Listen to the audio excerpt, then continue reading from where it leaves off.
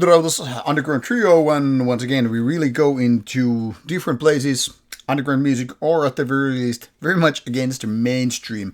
This time it's a very varied selection of music, and by no means these are comparable to one another in terms of style, experience, and whatnot. However, these are all very, very marginal in so many ways, so that's why they're here.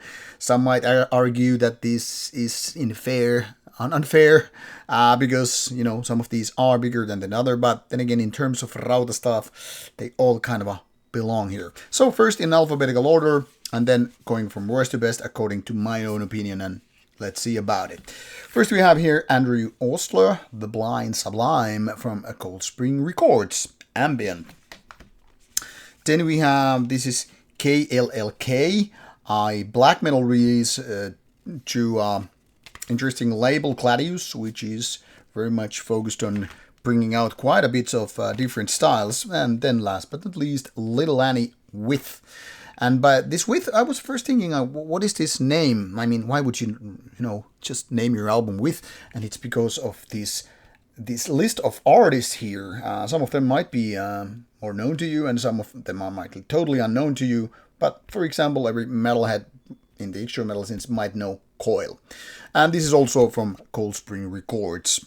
Now, from worst to best, according to my own opinion, feel free to disagree, figure out your own favorites and all that stuff. First, we'll go to this black metal one from France. This was chosen to be my least favorite of this pile, not because it's, the style I'm most familiar with, obviously, but because I think this is the most demo-ish of this whole pile here.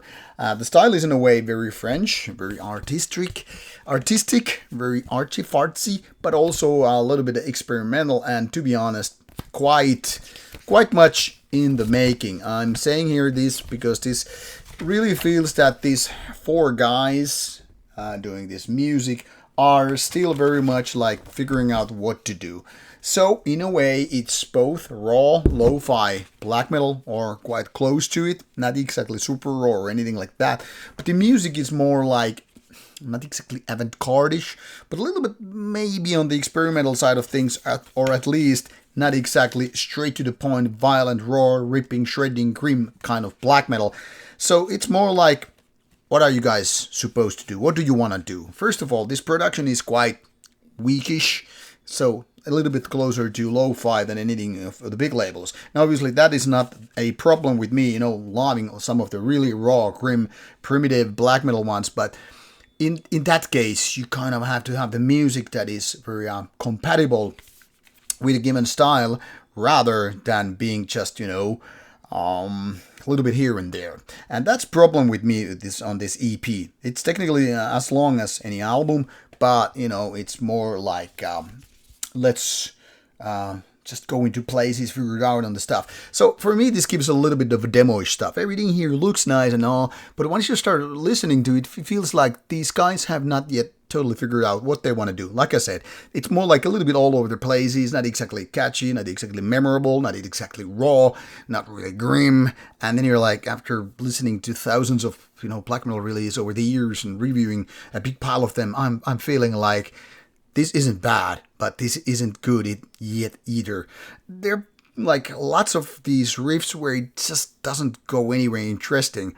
It's not like the songs themselves are like annoying or anything like that, but kind of like, what are you guys trying to do?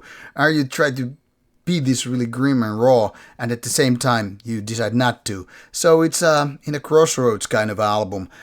For some people it's gonna be very interesting, but I kind of doubt it at this point. Very demo-ish in the making, maybe very much more interesting in the future. Then the most challenging one for me in terms of style is Little Annie's With. Like I explained already, this is a collaboration release in so many ways by this very, very independent, interesting artist known as Little Annie. Long career behind it, as much as I could figure out, but the style is more like very, very diverse. As you can see, very simplistic design, beautiful digipack in a way, but no booklet whatsoever, no lyrics, whatever. So it's just like this. And I was figuring out what is this because it's kind of a various and I don't really know the genre. There's lots of obviously female singing with Little Annie being a woman and all. But musically, this is like what Discogs, described chanson and experimental. And I'm like, okay, I don't know chanson that much. Obviously, I've heard some of the years, and I even remember Therion album going into that direction. It's not really my cup of tea. I mean, I can respect and treasure art history and the level of understanding and creating something different in terms of music, but it still has to resonate you with like, hey, I like that stuff. And for me, this is more like, yeah, it seems like I'm listening to some kind of a mainstream music and then not. But obviously more in the independent side of things. Because of these other artists Little Annie is working with, this is a pretty much very diverse thing. There's almost like this compilation kind of a feeling. Now, if you do know the artist, maybe you already figure out, hey, that's what she's supposed to do and all, you like it. But for me, it's a little bit of a mess. Don't get me wrong, nothing wrong with this album as such, but once again, a little bit too much of a mixed bag goodies. So I think you have to be kind of a fan of Little Annie to go with this. But it's you to figure out. Not my cup of tea, but definitely she has an interesting, warm voice. Definitely not your typical thing. So, last but not least, we have the best one in the pile, in my opinion, Andrew Ostler's The Blind Sublime. I'm not exactly familiar with this artist prior to this one, so very much a virgin run for me, which is always a lot of fun with some new artists. As you can see, this is very, very much a simple yet nice-looking digipack. And no lyric sheet whatsoever. So all the information is here, and in case you're wondering, there are no lyrics really.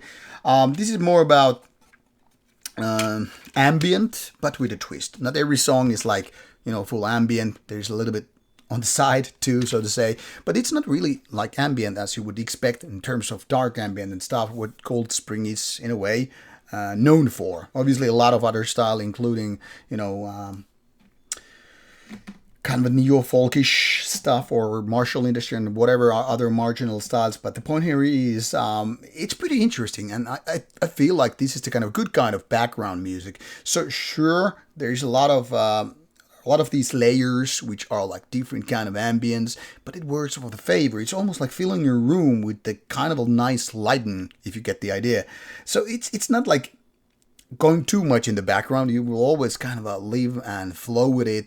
But it's not that dark. It's not like desperate or trying to choke you with, just the full grasp of evil, darkness, lurking fear or anything like that. But more the warm-hearted kind of. But because of this rather minimal nature of the album, yeah, it kind of tends to fall in the background.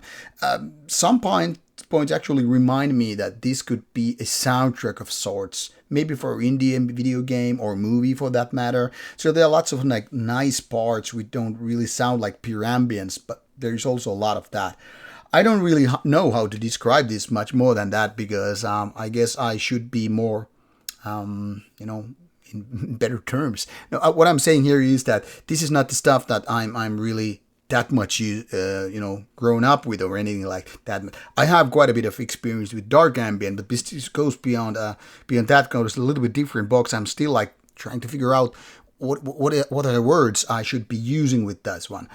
So I'm just gonna leave it here. It's ambient with a twist, and of course, if that's your cup of tea, check it out. For me, definitely the best of the pile. But like I said, these are not really comparable to one another because of all the albums sound different, all the artists sound different, so it's a little bit hard cookie to crack, I admit it. But there are links in the description box, so in case I got you interested in some of these artists, check them out, and I hope you like them. Now we'll move on to a different set of reviews with coming videos, so off you go. Stay tuned for more Rauta stuff on the channel. Bye bye.